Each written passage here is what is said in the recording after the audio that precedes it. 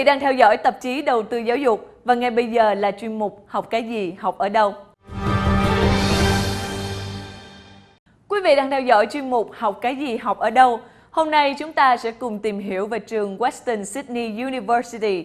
Đây là một trường đại học có tuổi đời chưa đến 50 năm nhưng đã được xếp hạng là một trong top 2% những trường đại học tốt nhất thế giới.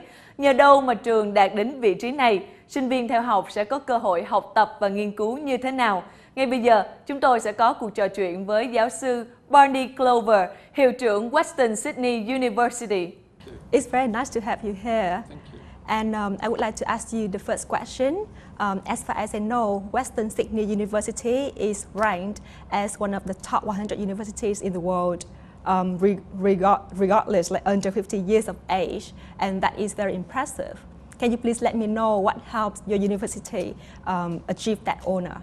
Well, Western Sydney University is ranked in the top 100 universities in the world under 50 years of age by the Times Higher Education rankings in the United Kingdom. Very prestigious ranking system.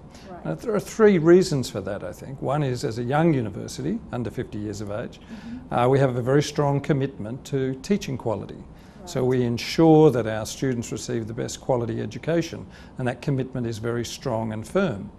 Secondly, we have a large number of international students. We have over 5,000 international students from over 100 countries studying at our campuses in Western Sydney. So we have a strong international flavour to our university. Our staff come from all over the world. So strong international collaboration is a very important feature of our university, and that builds our reputation. But finally, and most importantly, of course, is our research strengths.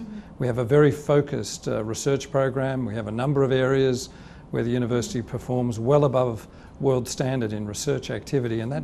So I have heard some opinion from Vietnam. Like lots of people believe that older universities with reputation will provide better educational opportunities. What do you think? Well, I think older universities around the world have got a great tradition and a great heritage, and they provide very high quality education. There's no doubt about that. But I think there are very dynamic new universities emerging right around the world, here in Asia, in Vietnam, right throughout the world. And Australia has them as well. We have universities that have emerged particularly in the last 25 years. And Western Sydney University is one of those.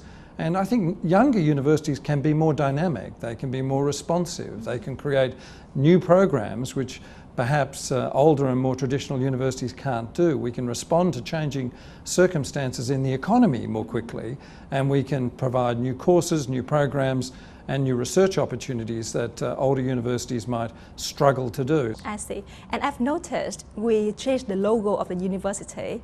Can you please explain to me what is the reasons behind that? Well, we've done two things.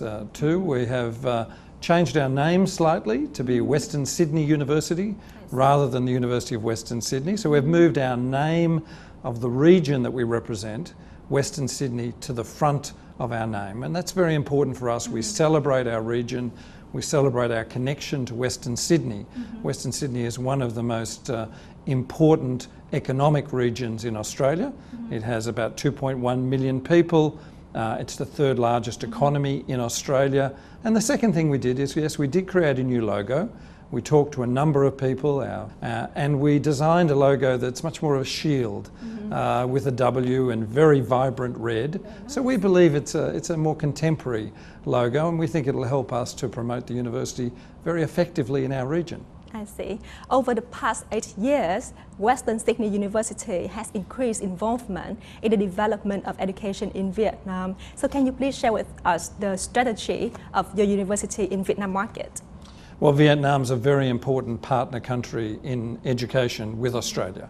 Right. We have long links to Vietnam, and the university over the last 8 years in particular, working with the University of Economics in Ho Chi Minh City, we've been developing a range of programs, particularly at the postgraduate level and at the undergraduate level, to provide opportunities for collaborative teaching programs to be offered here in Vietnam for students who might then like to come and study in Australia to finish their degrees. So it's an opportunity for us to encourage an opportunity for students to come to Australia to study. It gives our staff an opportunity to teach in Vietnam. It gives our Australian students an opportunity to come here and participate in programs. And internationalisation is a very important part of higher education. So links to a very important growing economy in the ASEAN region, like Vietnam, is very important to Australian universities and certainly very important to Western Sydney University. I see. As I know, Western Sydney University has participated in many successful activities in Vietnam, such as a joint DBA, Make the Dream Come True, and also the MBA Talent Program. Can you please share with me more about this?